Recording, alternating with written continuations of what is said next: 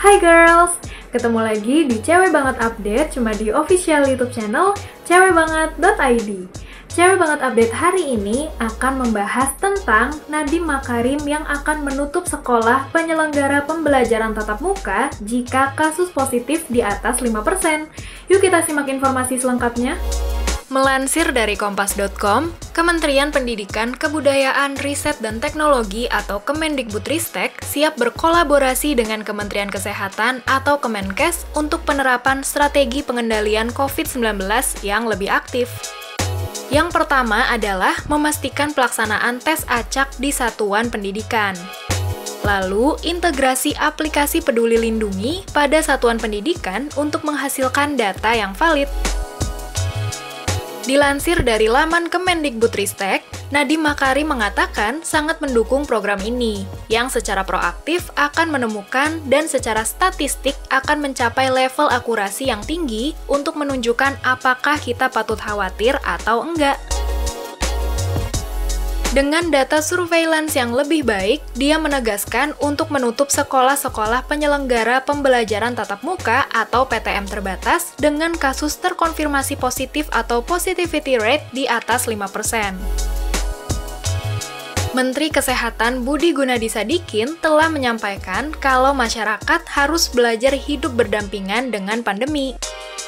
Untuk itu, pemerintah akan mengubah strategi menjadi strategi pelacakan kasus secara aktif atau active case finding, di mana sebelumnya pelacakan menargetkan kepada orang-orang bergejala, maka ke depan akan diubah menjadi lebih aktif melakukan pelacakan kontak atau kontak tracing dan survei.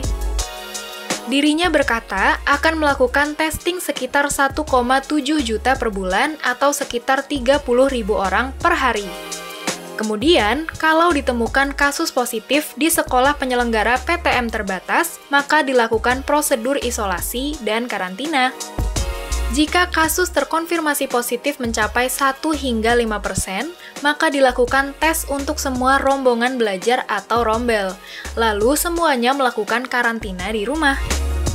Menteri Budi menekankan bahwa dengan strategi baru ini, pemerintah mendorong aktivitas kehidupan masyarakat memenuhi protokol kesehatan dan surveillance yang baik. Nadiem juga menyampaikan kekhawatirannya karena masih sedikit sekolah yang menyelenggarakan PTM terbatas. Hal tersebut lebih mengkhawatirkan daripada kemungkinan akan terjadinya klaster di sekolah karena strategi pengendalian yang diterapkan pemerintah saat ini jauh lebih baik.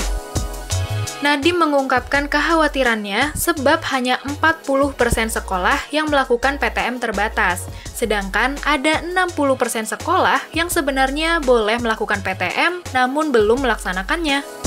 Berdasarkan sejumlah penelitian, risiko learning loss akibat pembelajaran jarak jauh atau PJJ yang kurang optimal sangat mengancam masa depan bangsa Indonesia dan berdampak permanen pada anak.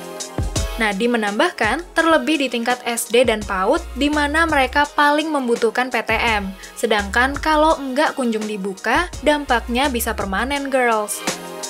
Itu dia girls, informasi selengkapnya. Oleh karena itu, kita harus tetap disiplin menjaga protokol kesehatan ya, supaya pembelajaran tatap muka bisa terus berjalan dengan aman. Cewekbanget.id juga nggak mau lupa untuk mengingatkan kamu nih, supaya tetap mematuhi protokol kesehatan dengan rajin mencuci tangan pakai sabun, menggunakan masker medis, menjaga jarak, menjauhi kerumunan, dan membatasi mobilitas. Kamu juga harus tetap update informasi ya, dengan rajin mampir ke websitenya cewekbanget.id, lalu follow semua akun sosial medianya cewekbanget.id, jangan lupa juga subscribe channel YouTube-nya cewekbanget.id, dan nyalakan tombol lonceng untuk video terbaru. Sampai ketemu di Cewek Banget Update selanjutnya.